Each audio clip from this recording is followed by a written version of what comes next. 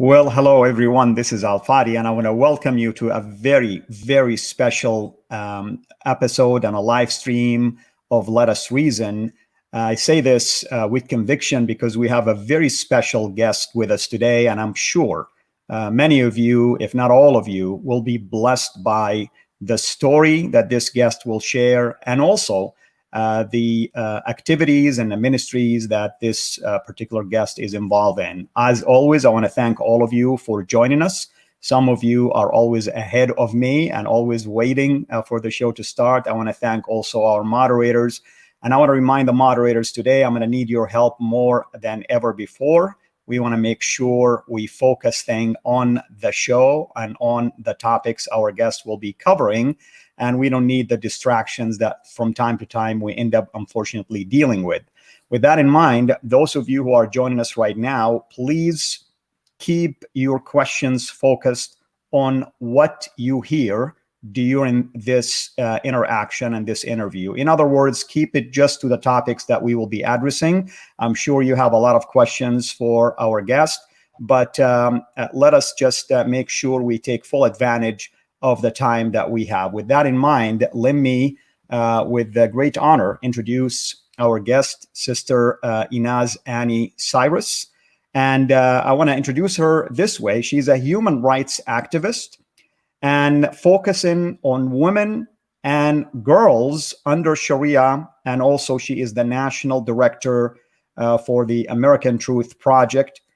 She herself is a former child bride born and raised in Iran. And with that in mind, Sister Aynaz, I really don't know how to thank you for taking time out of your busy schedule to join us here this Friday and be able to share your amazing story and journey with many who I am certain will be benefiting from it. So thank you so much for doing so. And I'll turn the mic over to you.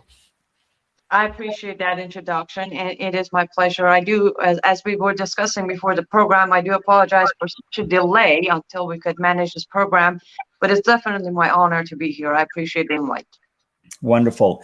So, Sister Aynaz, obviously you did mention already that you are from Iran. In fact, anyone can probably Google your name and they'll come across your story from time to time talking about your upbringing. But take us all the way back to your early years in Iran. And in fact, I can probably resonate with those years myself before the Iranian Revolution. So how was life for you as an Iranian citizen, but also as a female? Well, the thing is, unfortunately and sadly, I was born after the Islamic Revolution took place in my motherland. I can tell you from the stories I've heard from my grandmother or my mother or family members. Before the revolution, this was before 1979, Iran was known as mini America in Middle East. It was completely, even pictures that you see today, it was westernized, it was modern, and it was basically mini America. However, some of us unlucky people like myself who were born after the revolution, especially when the revolution took place and everything was set and complete. What I mean by that, the country was 100% Sharia by the time I was born, which was 1983. On top of being born in an Islamic country, I was also born in a very Islamic family. My father was a sheikh, which is kind of a really high level of an imam. As an Islamic leader, sheikh is a person who can come up with rulings and judgments and all that good stuff. And then my mother was a Quran teacher. So yeah, that's where I was born. The first few years of my life, I don't remember much, and what I do remember was just life until I was about 7 years old. From there, the training starts, and I'm sure your audience are very, very well versed in that topic of Sharia and Islam, watching your program. But just in case if somebody isn't, under Sharia, as a girl, when you turn 9, you are announced a full adult woman. So the training starts about age 7. You have 2 years to prepare yourself to change the mentality, to change the looks, start wearing the hijab, start being a responsible full adult woman. Mine wasn't any different. Fast forward to age 9, I was announced by government a full adult woman. I kid you not, they actually handed me a certification with my name on it saying that I'm a full adult woman. Congratulations. Wow. I don't know where the congratulation fits in, but I guess they think it's a good thing. I have never to this day tried to describe how I felt. I still can't. I let your audience use their imagination of what a 9-year-old girl would feel like being a full adult woman. Now, description: you are responsible for your behavior. You will be punished for your crimes that are under Sharia considered crimes. You will obey Muhammad. You will follow the Quran. You will be a full adult, good Muslim woman. And if your male guardian said so, you might become somebody's wife. That is what I was told, and everybody else in the room with me. And to this day, every other girl who turns 9 in every Islamic country, especially my motherland, Iran, same thing repeats itself. That being said, starting age 9 until I turned 14, I turned into a full criminal. Now, later on in America, I learned that I was a very normal teenager. But under Sharia, everything I did as a normal teenager turned into crime, such as singing in public, accidentally my hair showing from my hijab, had nail polish on. I went to a party when boys and girls were all in the same room, and on and on and on. With that, I managed to get myself arrested, put in detention center, put in prison, lashed, and at home, of course, troubles with father, who's a religious leader. Before I turned 14, that was just way too much shame and a spotlight on my father, so he decided it's time to give me away and make me somebody else's problem. So that's when I was officially a child bride, when he sold me, handed me over to a man. Yes, he got paid for it, $50 American dollars, 220s and 10 on the table, and about a month personal usage of his opium. Was that From like there, a dowry, Sister Aynaz? Is that a dowry or literally selling you? no, it was literally selling me. Wow. My dowry was different, which I never got the dowry, which I'm not complaining, but that was a different setup. They agreed on. My dowry was a Quran, a mirror, 2 candle holders, 10 gold coins, the Islamic gold coins. That was my dowry. But because I ran, not the name of the country, but me personally, I ran, and committed adultery under Sharia, they weren't obligated to pay the dowry.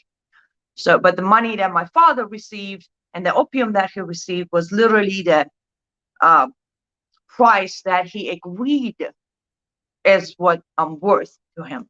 And then I was handed over and I became his wife. Wow. And how old was he? I don't know exactly. He was somewhere about his 30s, early to mid 30s. And it appears that was a normal thing to do in those days, from hearing you. And what about your friends? They all went through the same thing? Well, to be honest, I was raised in a bigger city, so the number of child brides were a lot less. Not all my friends. I know of 4 classmates who went through the same thing. 2 of them a lot younger. One of them actually was married a few weeks after we were announced full adult woman. One of them was about a year later. One of them was after me. So it was pretty much average of 10 to 15 years. And it's not just back then. Even today, if you check the Office of Registry of Islamic Republic of Iran, they release yearly record of marriages and divorces. And you'll see that the 10 to 15 is normally a huge number of marriages that they consider legal, and it goes into the registry system that this is the number of marriages this year. There's a 10 to 15 years, which is a pretty high. Don't get me wrong, even 1 is too much. But for Iran, which is supposedly a moderate Islamic country and a Shia country and blah, blah, blah, blah, it's a very big number of 10 to 15-year-old child brides. So how did you feel about this? And what was the mode in your home and maybe even at school? Were there any females that were against what was going on with you, for instance? Or were they already adapting to this change and accepting of it? To be honest, 95% of women or female I know and I knew were against what's happening, but they don't have any say in it. Right. A lot of time, a mother will watch her daughter go through this because she has absolutely no say. Let's mention that within the Constitution of Islamic Republic of Iran, coming from Sharia, everything that happens to you from the moment you're born until you're dead as a female, it all depends on your male guardian, never your female guardian. Your mother, your grandmother, your aunt, they have no business in deciding. And if they try to step in and defend you or oppose your male guardian, they might themselves get in trouble from going to prison or being stoned to death or being killed by the male guardian in name of honor killing. So I'll be honest with you, majority of women are against it, but at the same time, majority of women are too afraid to step in and say something.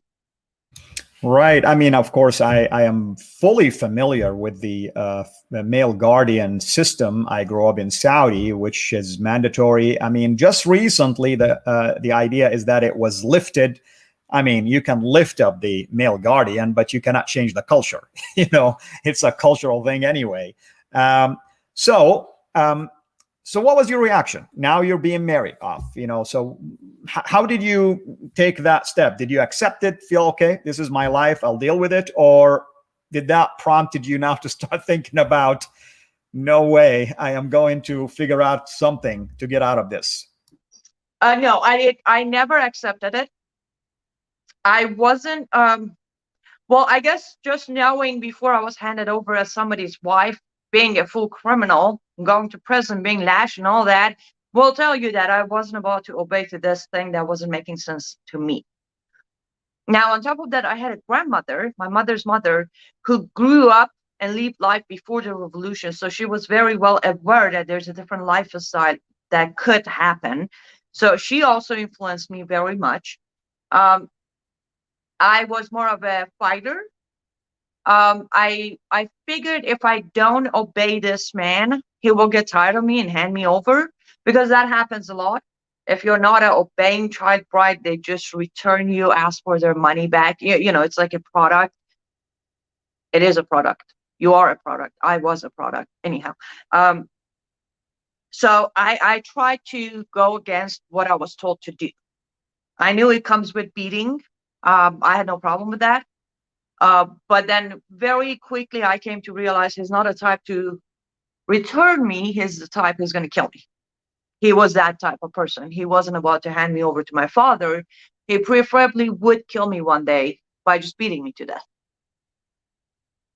Wow. Oh, and I did try to use the legal system. I did go to a court and ask a judge to get me a divorce because this man will beat me to death one day. And what I heard in return was, well, if you obey him, he won't have to beat you. So go home and make him happy. That's what the judge told me. Absolutely. Quran chapter 4:34. I mean, it's an exact thing. So I know, in your case, you're born under the Iranian Revolution, but did any of your, older, let's say, friends or mother or aunts or anybody tell you that this practice was also taking place under the Shah, or was it a secretive thing at that time? No, actually, my own grandmother, my mother's mother, she was a former child bride herself. She was sold or married off when she was 10. I think that was one of the main reasons she fought for me very hard. And she's the reason I'm sitting here today, because she could see what I was going through was exactly what she did. However, under the Shah or before the revolution, it was not a legal practice. a lot of families, a lot of Muslim families who could afford it would buy child brides from less fortunate families, but the marriage would never be considered a legal marriage under the Shah until the child bride would turn 16. Then they would go to court and get a full, she's matured enough to be a wife. Then the marriage would become a legal marriage. Does that make sense? Yeah. So it's, again, I asked this question because it shows that it's Islam that controls these kind of behaviors. Even if a government is open-minded, if a government is a little bit more on the liberal side, sometimes they look the other way because they don't want to also oppose the mainstream religion that represents them or represents their people. And that was the case, of course. I remember the days of the Shah, and I remember my father was really upset when he was removed from office. And I remember him telling me about, Tehran and Iran and in general, how beautiful it was. I looked at some pictures, of course. I remember him also going to other places in exile and then dying later from cancer. But when the Ayatollah took over, initially I thought, oh, here we go, because I was religious. I was very devout. Islam is taking over. But then later they began to tell me, no, this is a different form of Islam. And so it kind of like you begin to, get into the political side of things. I mean, everybody wants their form of Islam to be the best. But, when you compare notes, what you're sharing is almost like what I grew up also in. So there is no difference whatsoever. So what happened next then? So you began to be rebellious, and unfortunately that caused some headache and havoc and all kind of problems for you. Before I answer your question, let me just hint at something of what you were saying about the Shah time. I think it's worth mentioning when Shah of Iran, the last Shah of Iran, when he took power, his hands were very tied towards disciplining or attacking Muslims or Islamic leaders because of what the grandfather did, which was banning Sharia and hijab in Iran. And he was attacked by France and UK and all these European countries for being a bigoted and being, committing discrimination. So when he had to hand over the power, the new Shah was very careful. On that note, you're very correct. He was very generous when it came to Islamic laws and the mosques and the imams. So yes, that's actually what ended up causing his downfall, unfortunately. Now, to answer your question, what happened was my grandmother, as I said, at some point she basically came to realize that she tried to have a talk with me. I've just played out for a while. He's going to get tired. He's going to get another wife. He's going to leave you alone, all that stuff. When I said no, she came to realize there are only two options. I'm going to stay and die, or she's going to try to get me out and I either make it or I die. So she managed to hire smugglers to smuggle me out of the country from Iran to Turkey. And pretty much I went to Turkey, went to United Nations, sought asylum, went through proper channels. And finally in 2002, when I was 18 years old, I came to America. Wow. I'm so glad, by the way, you mentioned something about the Shah's hand being tied, because I hope everybody listened to what you said. His hand were tied. He tried to be nice. And then what happened? They overthrew them. History happened. Does this sound familiar to everybody? Because we still have the same mistake being re-implemented. You got to be nice. Not everybody's like that. Ignore what few have done. The same thing, I'm afraid, your sister, is going to happen. But nobody's listening, by the way. That's the problem, is the people in authority, they think you and I are lunatic when we say things like this. Be it as it may. So you came to the US. Welcome. What happened next? Thank you. Well, of course, I took a couple of years to adapt to the new home, to work through some issues. Trust me, when you go from Iran and Islamic family and upbringing and child bride situation, you make it to America, there's a lot of issue that start coming out. I dealt with all of that, learned the language as best as I could, built a little bit of job here and there, and I started doing what is known as human rights activism. But I started basically to try and help women and children back home at the beginning who were in the same situation as I was. We started the organization to start doing what my grandmother did for me, for them, which was finding them, getting them out of the country, getting them to United Nations, saving them to any other. And back then, this is about 2005. So Europe wasn't already Islamized, and America wasn't ran by half Muslim Brotherhood organizations. So it was worth trying to save people from the Islamic country into real Western countries where you could be free.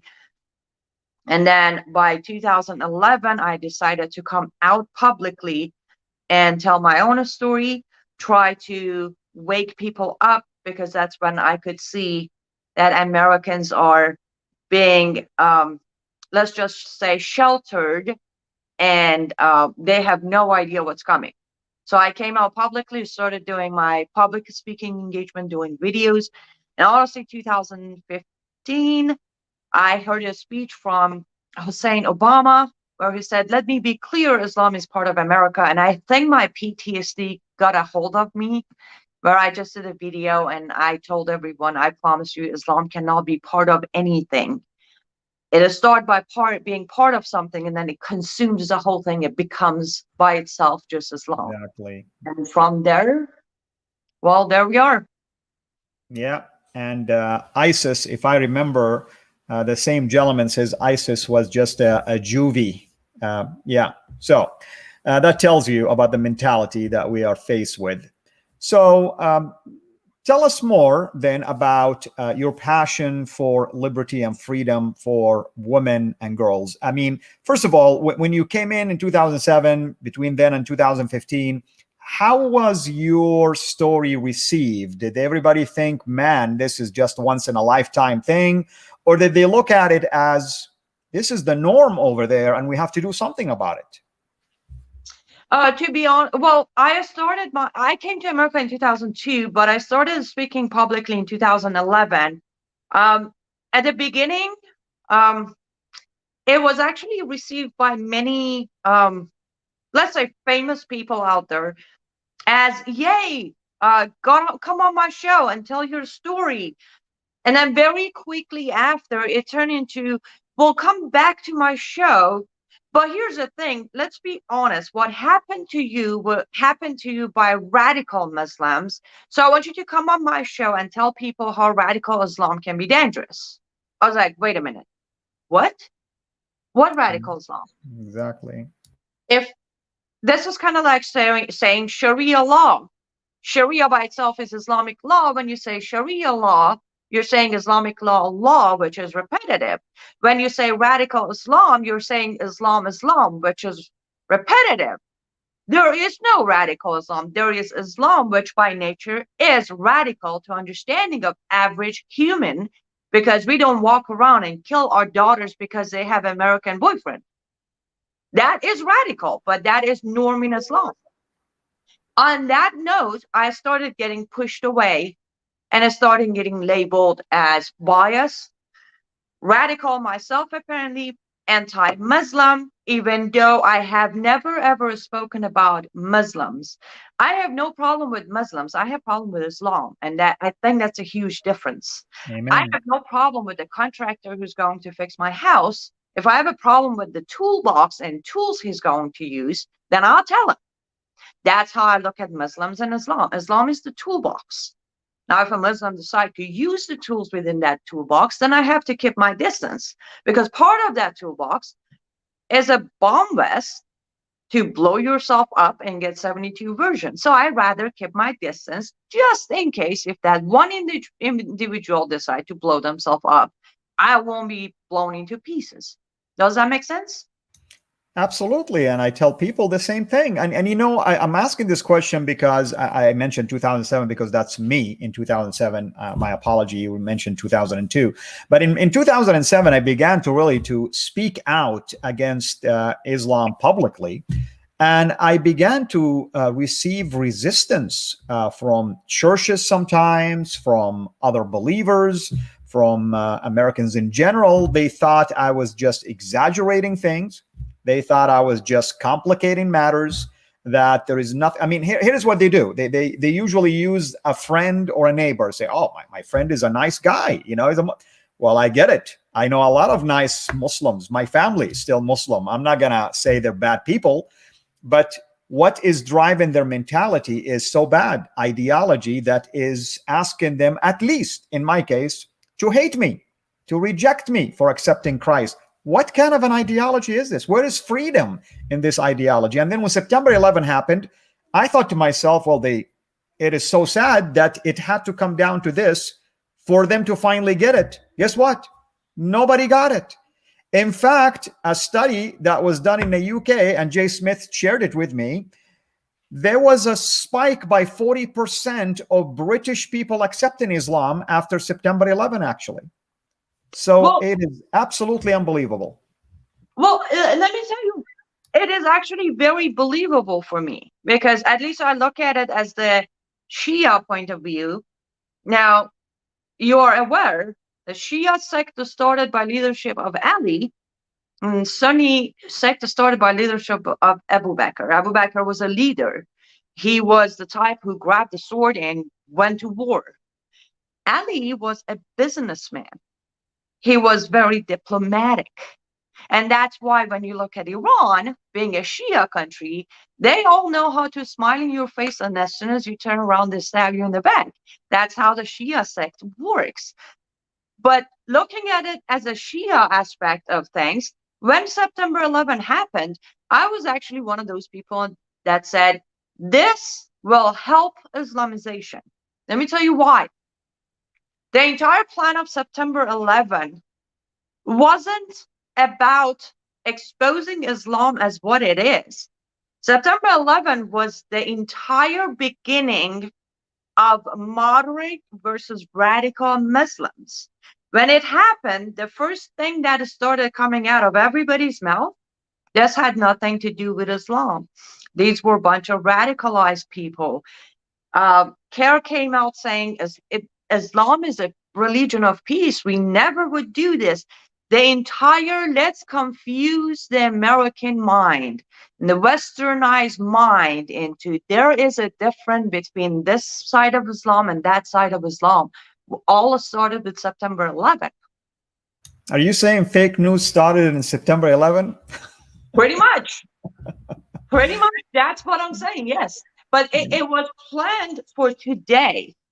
September 11 was planned to make sure that 2018 will have people like Ilhan Omar and Rashida Tlaib elected or selected, because Rashida Tlaib wasn't elected. She ran by herself and she was selected. But if September 11 didn't happen, they couldn't have the whole radical versus moderate, poor Muslims, Islamophobia, Muslim community is going to receive backlash. All of that stories started building from there to where the nice, sheltered, living in a bubble Western mind started saying, oh, poor people. Yeah, my neighbor is a Muslim. They're so, they even grab a beer with me. Yeah, we need to separate these people. If you're not Al Qaeda, you can be my friend. However, you can be Ilhan Omar, be elected, go into Congress, and the first thing you're going to try to do is insert some sort of blasphemy law. Oops, wait, even the moderate one who wears makeup and wrong hijab is still trying to get blasphemy laws in. So nobody can disrespect their Muhammad or their Allah. Exactly. Couldn't have said it better. Thank you for bringing that up too. It's just unbelievable to me when you are talking about supposedly the greatest nation on the face of the earth. At least that's the mantra, and that we have technology and we have Google and we have Siri. I tell people Siri is so smart; she can help you if you really need help. She can definitely do the research for you, and yet there is everything you want to know about Islam and the teaching of Islam and the Quran and jihad and wife beating. And it's available on the net for free. You don't even have to buy a book for it. And still people are in denial. What do you attribute this to, Sister Aynaz? Why? I mean, we're talking about open-minded society that can go and see things for themselves. That's exactly why, they're open-minded. There is human nature is about being kind and minding your own business. That's human nature. On the other hand, human nature is to get along, to fit in, and to be loved. You come to America, Americans naturally are born into freedom, liberty. They can, I mean, come on, nowadays you have 72 genders to pick from. That's as much freedom as you can have, right? Then you come to them and you said, listen, there is this book that is the holy book of a certain so-called religion. And if you would read only and only chapter 4, chapter 5, and chapter 9, you would wake up and you would make sure to ban Sharia in your country. They go read those chapters. They cannot comprehend it. To them, oh, come on, this was written 1400 years ago. Nobody's following it. Nobody's going to care. And then you tell them, oh, okay, open chapter 3. Within chapter 3, it says, if you try to touch any of these verses, you shall be killed. So 1400 years ago or 14 million years ago, they can reform this book because if they try, well, then they shall be killed. The complication within the simplicity of this cult is beyond comprehension unless you grew up with it. Americans haven't. There is no way. I have given up on making Americans or people in the West to comprehend what this Quran book stands for. What I have learned to do is instead of getting them to understand the Quran, is to get them to understand the opposition of Islam towards our constitution. That seems to work better. For example, when I tell them that in Islam or in Sharia, there is no First Amendment, and here are my evidence. You do not have the freedom of religion. If you become an ex-Muslim like me, you shall be killed. If you're a Christian, you shall be killed. Listen, if you're not a Muslim, you shall be killed. Bottom line. Right. That's freedom of religion. You do not have a freedom of speech because if at any point in your life you mock or say something wrong or disrespectful to Muhammad or Allah, well, again, you shall be killed. That gets them to think. Because other than that, it is so ridiculously inhuman that you cannot expect a human to understand it or grasp it. Exactly. Exactly. Again, if you're joining us here, we have an amazing guest, Sister Aynaz Cyrus, and I love the name Cyrus. By the way, it's biblical. Obviously, it's found in the Bible in Isaiah chapter 45. An amazing, basically prophecy about that. And I mentioned, of course, as a title, "Out of the Lion's Den" intentionally because Daniel comes from there too. So you left the lion's den. Was there any retaliation against you? Did they try to come after you? Did the government attempt to even request that you are brought back to them? Yes, sir. The very first retaliation was a stoning placed on my head for committing adultery, which is part of adultery under Sharia is just running away from your husband. That was the first retaliation. When I came out publicly, started speaking out, the government or regime of Islamic Republic of Iran charged me with 3 crimes: propaganda against the regime, propaganda against the supreme leader, and muharaba, which is waging war against Allah. I do apologize. I have this little kitty here who's trying to join the show, and I can't get rid of. You definitely can join it. No problem here. So those were my 3 charges. First, it were charges, but then they ended up basically just, you know how it is under Sharia, you're guilty until proven not guilty. So I ended up basically being found guilty of all 3 charges. As of today, I'm still expected to be captured, taken back, and face my judgment, which is basically shall be killed for all 3 crimes. No, I'm sorry. Propaganda against the supreme leader is life in prison. The other 2, I shall be killed. And then starting 2016, when I started going into churches and different places giving public speeches, I started collecting bounties or fatwas within the United States of America from imams inside America for basically just being Islamophobe, disrespecting Muhammad, coming out publicly being an ex-Muslim, all that stuff. So yes, inside America, outside of America, a lot of people want me dead. Well, I mean, it's so hard really to believe that from inside America also. I mean, I understand when it comes from outside, but I'm glad you're sharing these things, because I want people to get basically an awakening here, because it seems to me that the trajectory of where we're headed is not really going in the right direction. With that in mind, so what happened to you here now in terms of career-wise, ministry-wise, support for others like you? Is this something that you felt that you have some support to launch? Do you have success in helping others, for instance, like you? As far as okay, it is a very rewarding mission. I'll say that much. To be able to say that since 2005 to today, Live Up to Freedom, my organization has successfully rescued 21 people from Islam. That's rewarding. But it is a struggle. First of all, as you know, when so many people want you dead, you're pretty much limited as far as how much freedom you have. You move constantly, and you try to look over your shoulder and make sure not to tell anybody where your house is. As far as career, of course, I lost my career completely. By the time, I want to say 2015 is when it finally just, all my clients walked away. I got fired from most of my jobs.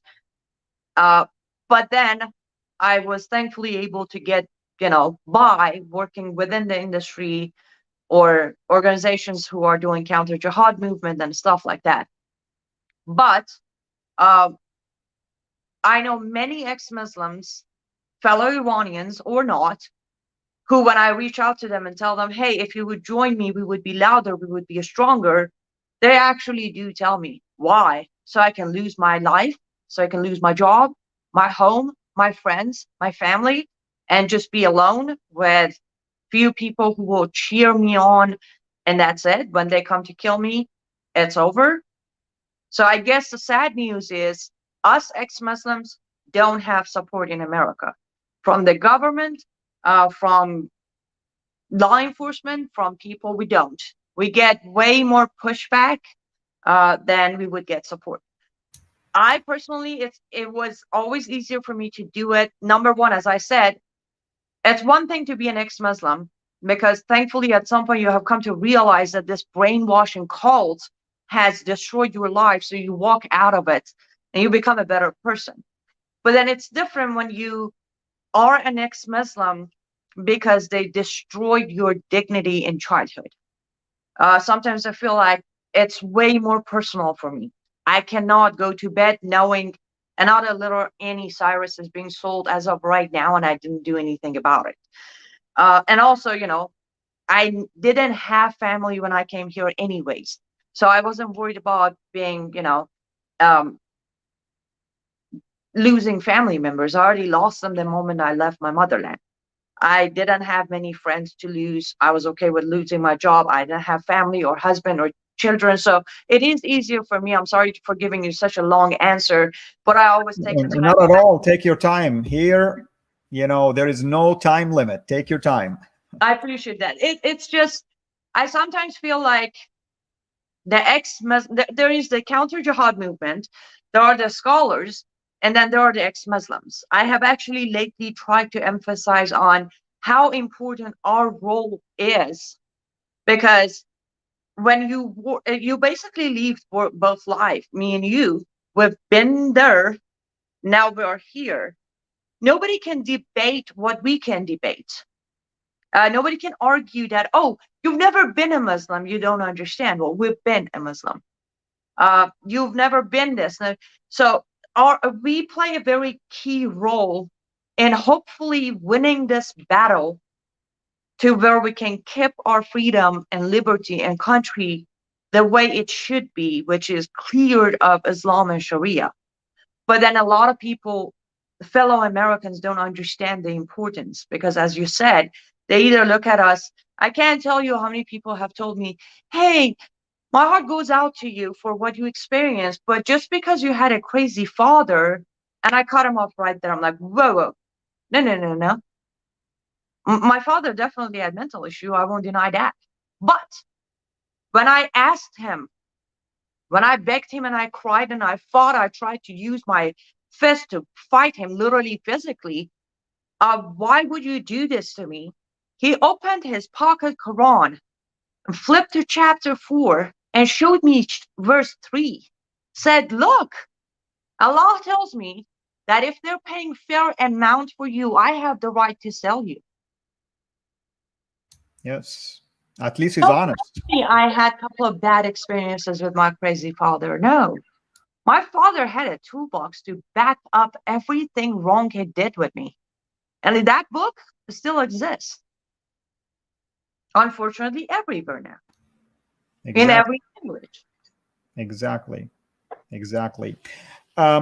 A question, feel free to say no, I can answer, but was there a retaliation against your grandmother or even your family after you left, just to spike the fact that you disobeyed and managed to escape? Well, my grandmother was investigated. By the way, rest in peace. She has passed away. That's why I publicly now acknowledge her bravery to try and save me. But she was investigated or interviewed, but there was absolutely nothing they could actually, get out of her or stick to her. So she didn't face any consequences. Thankfully, she died of natural causes, just being old. The rest of the family, no, they pretty much got ahead of the game. They disowned me before anybody could think they agree with what I did. Yeah. Yeah. Thank you for sharing that. If I may also ask another question, faith journey, you mentioned ex-Muslim, and I take it that you left Islam. And again, I tell people you're free to share or not to share. I'm not here to try to, quiz you or judge you. But if you feel like comfortable sharing about your faith journey when you came here, would you like to share something about that? Of course. I became an ex-Muslim by word. I can tell you, I never, I was born into Islam. You know how it works. The moment I was born, they whispered Allah Akbar in my ear, stamped my forehead, and it was done. But by heart and by admission, I never accepted Islam because early on, when I was being trained to be an adult woman, the moment they told me I need to practice to do my prayers properly and I need to say my prayers in Arabic, even as a child, I was a little bit smart, I guess. It was a question of, wait a minute, so this guy created me, but I have to be bilingual for him? That doesn't sound like a creator. He's Interesting. either super lazy or you're forcing me to learn a language that I don't need to. Right there, it just didn't click. How can you create me but expect me to speak the only language you speak? Am I smarter than my creator? And then from there, of course, it kept getting more red flags and red flags and red flags. So by heart, I never accepted Islam. So somewhat just saying I'm an ex-Muslim is ridiculous. But since they want me dead for it, I'll take the label. For a while, I went through a complete, I don't know where I want to go with my faith. Then when my father passed away, I became an atheist. I gave up on existence of a good or a bad God when I was told my father died peacefully in his sleep. I was down right there. I'm like, no, no, no. He doesn't get to do the things he did to me. Just die peacefully in his sleep. For a couple of years, I was a atheist. And then when I started doing my activities, the rescue cases, I started leaning back toward the faith, Zoroastrianism, which is the original faith of Persia, Iran. And finally, in 2017, as I was giving a speech in a stone church in Chicago, I was saved right on the stage as I was giving my speech. Praise the Lord. Yes, Praise the and Lord. even though it's worth mentioning, I have had many churches turn me away, and many fellow Americans saying, I am not a real Christian, but I do consider myself a Christian, and I know for a fact I have been saved. Praise the Lord. Only God judges the heart. I mean, it's funny how people give themselves the right to judge. And you mentioned Zoroastrianism, and I don't know, you probably know this, that it did contribute to a lot of the teachings in the Quran, especially describing heaven, describing Judgment Day, the good deeds, the bad deeds, and all that kind of stuff. So it does show, I mean, that in of itself should show you that Islam is just a fake religion based on copy and paste from all sources. And, again, we're so thankful that the Lord, of course, brought you over here and brought me and brought others like me, my wife and others, to give us the freedom to choose for ourselves. With that in mind, I want us to spend the last maybe 10 minutes or so talking about that. What's it like, to live this freedom that we have, regardless of how people act and behave in here, but at least having that sense of freedom? Someone, like you, who can talk about both sides because you've been at both sides of the aisle, please explain to those who are complaining lately that they don't have freedom in here. What's it like to have that freedom? Yeah. Well, I go back to where I say in life, what we are born into versus what we earn by hard work might be the same thing. It just have a different value. Someone like me, I had to earn my freedom. And more than that, I had to learn my freedom. As I said, it took me a couple of years after coming to America to even understand what this freedom means. When I was told that I can just go be whatever I want to be, it wouldn't click in my head. I'm like, so who's going to tell me what to be? Nobody. You're going to tell yourself. But I have half of a brain. How am I supposed to make a decision? Side note, yes, Islam says as a woman, I'm a half of a person because I have half of a brain. That's why I need a male guardian. It sticks with you. It takes you years to learn that you're a full human. When you have to learn the understanding of freedom and then you have to earn that freedom, you become me. You wake up every morning, get out of your bed, find the closest American flag in your house, you hug it, and you're like, yes, I'm still free. I may not do anything special that day, but I am free to be me. I am free to do what I want to do, and I'm free to sit here and talk to you, at least for now. Depends on how much shadow banning is happening, but I can still talk to you without worrying that they're going to barge into my house, grab me by my hair, drag me on the street, put me in Ebbing Present, and hang me tomorrow morning. That's what I wake up to every morning. And having the freedom to wake up happy, having the freedom to go to bed and look forward to waking up tomorrow morning is something that I wish my fellow Americans would understand.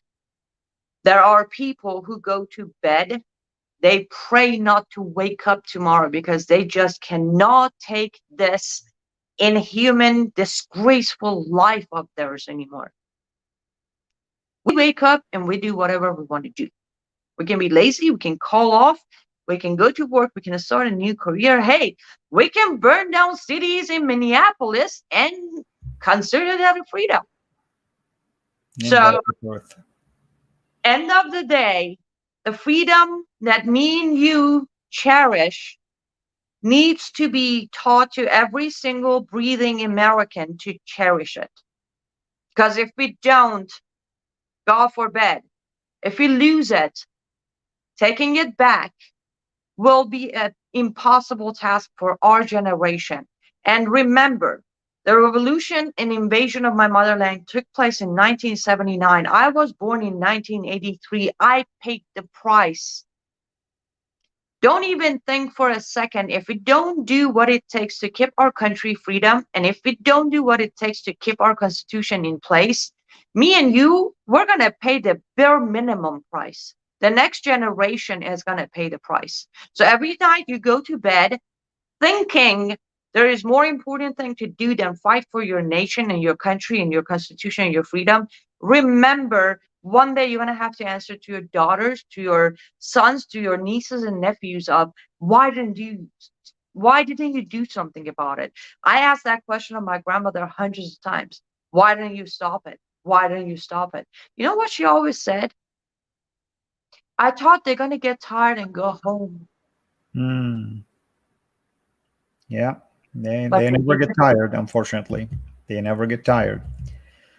So, dear sister, I'm sure you still maintain contacts with people in Iran, or at least you're aware of what's going on in Iran, maybe even in Turkey. What is the mood over there these days? You hear news, you hear news of conversions, you hear news of Christianity growing, underground church, you name it. People are tired of religion and so on and so forth. But is this really true? Is it representative of what's going on over there? Are people truly seeking ways to have freedom? Oh, absolutely.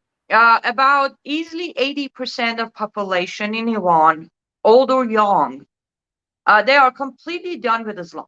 They are. Behind closed doors, there is no more Islam in homes. That's 80%. There is a huge number of underground churches. That is very accurate. Unfortunately, uh, they keep getting raided. They keep getting exposed. Sadly, they keep getting arrested, but they are not giving up. From what I hear, for every one underground church that's shut down, they're open three more. The biggest number of conversion right now is Christianity. At the same time, as I said, there are many Iranians who are either going back to Zoroastrianism. Uh, there are those who basically just are done with all religion. There's a pretty fairly good number of atheists in Iran, but I can tell you that the number of Muslims who are actual Muslims, it's about this much. And that's what's making the government, the regime of Iran, very nervous. The reason they are very out there yelling and screaming and trying to attack as many enemy as they can is because internally they're losing control. Right, right. I mean, to be honest with you, and again, I know we're not talking politics here, but I'm always baffled by they got their hand in a lot of jars in Iraq, in Syria, Lebanon, Hezbollah, threats against Saudi, in Yemen, and yet they have also their internal problems. How are they able to maintain control? I mean, you would think by now they'll fall apart, actually, but it seemed like somehow they're still holding on. I mean, what's the secret to their success in doing so? I told you they're Shia, they're diplomats. They know how. First thing is, let's talk about this. It was 2007 when the supreme leader of Islamic Republic of Iran came out on a Friday morning prayer and made a warning, said to America, if you ever try to get close to us, I have 72 million hostages in here and I will not hesitate to kill them. He was referring to Iranian citizens inside Iran. That's That right. is the leader of the country. He has controlled the people inside through fear and death. You remember 2009, the Green Movement. Thousands of Iranians killed for simply asking, where is my vote? Right. You remember 3 years ago, the White Wednesday and women removing their hijabs and saying no to mandatory hijab. They were shipped to prisons in buses. This man is by far the most ruthless leader my motherland has ever faced. So that's how he is maintaining control inside the Iran. And remember, my country does not have Second Amendment. That's how they managed to kill thousands overnight when they tried to do even a peaceful rally. They Because don't have also, they don't have Second Amendment. exactly, they also don't have the First Amendment when you have the right to petition your government peacefully. So Okay. when they try to do a peaceful rally, they start killing them. And they don't have weapons to defend themselves. So they end up going home and trying to find a different way. As far as outside of Iran goes, Iran has always invested their money, technology, and energy through terrorist groups.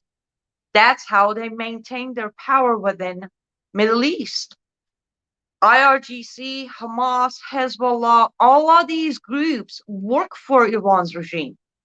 And that's where the embarrassing moment of my life comes, that why are we even considering sitting down and renegotiating with these people so we can give them more money so they can gain more control of the Middle East.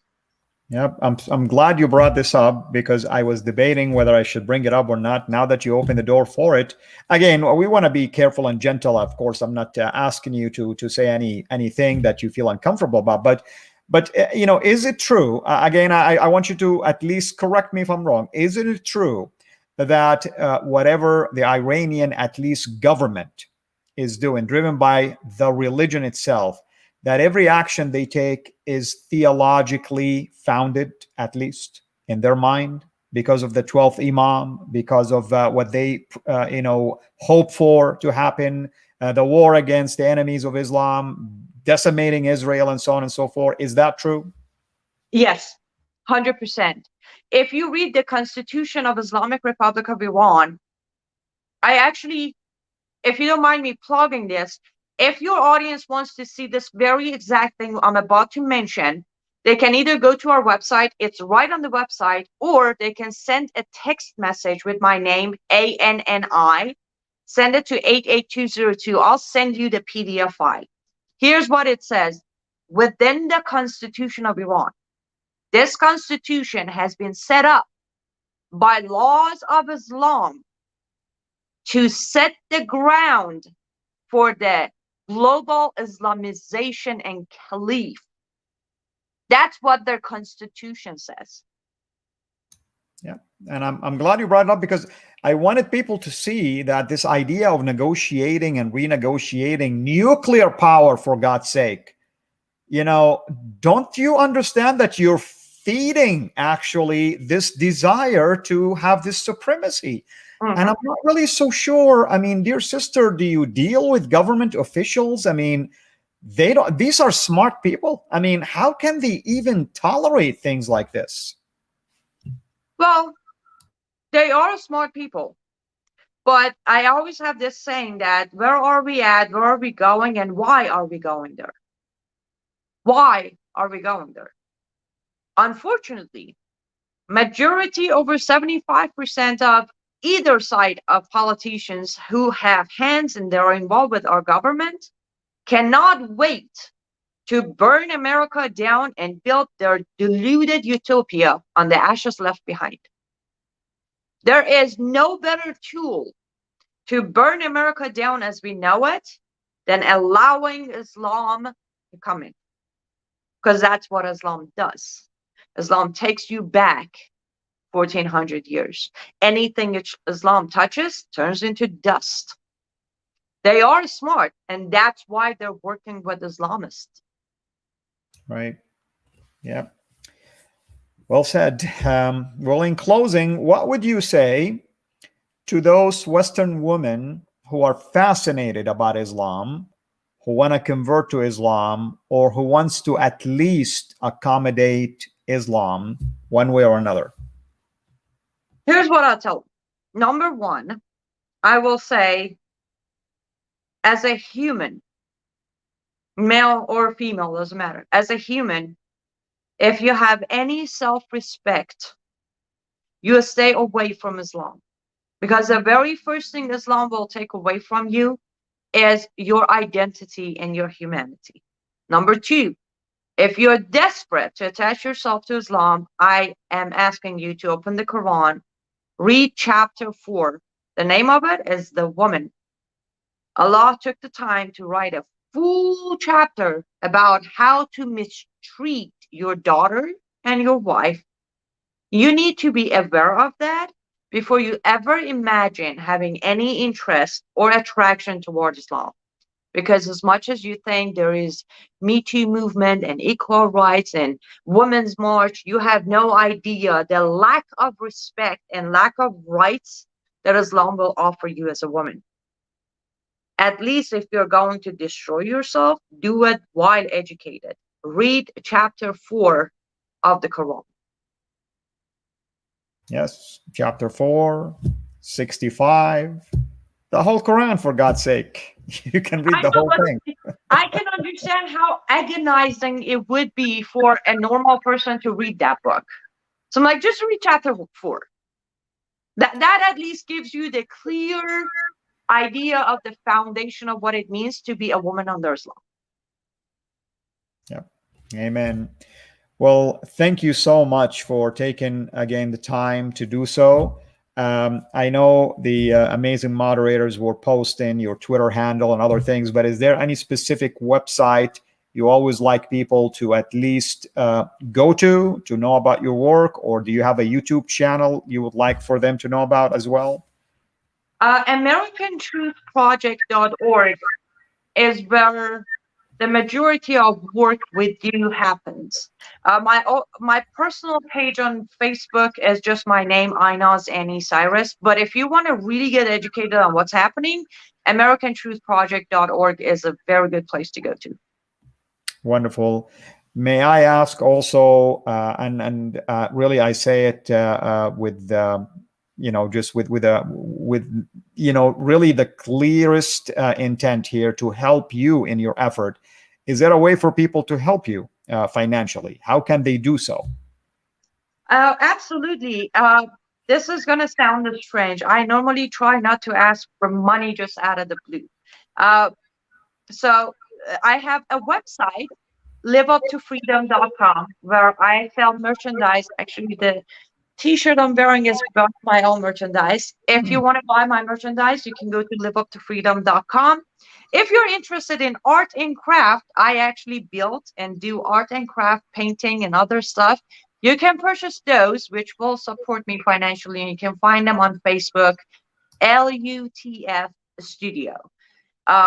Those are where you can support me by purchasing my merchandise. But if you absolutely want to make a donation directly, then you can definitely do that through my Facebook page. Thank you so much again. And I would love really to have you back again soon. Maybe we can craft out a topic related to women and Sharia law and begin to address it from your own practical experience and your work as well. So hopefully you can take me up on my offer. I will most definitely do that. I promise I'll be back. Thank you so much. We were truly honored by your presence. Thank you to everyone who joined us. Please remember Sister Aynaz in your prayers, and also go and check the work that she's doing and find ways to stand by her mission, because I can tell you, as a former Muslim myself, the mission is tough now, and I don't mean anything by this, Sister Aynaz, but as a former Muslim who's a female, it gets even tougher. So we need to always remember that. I'm always impressed and blessed by former Muslim women. They are warriors, and they are truly the ones that will bring that ideology down, Lord willing, soon here. So thank you again for your presence. Thank you for your work. Thank you for everything that you are doing. And thank you for sharing with us this hour. I know it's going to be a precious hour. A lot of people here are enjoying it, judging by the comments they're making. And please, everyone, share this in your own also network and platforms and sphere as well, because we want more and more people to be familiar with warriors like Sister Aynaz and the work that she does. Thank you again. God bless you, everybody. This is Fadi, over and out.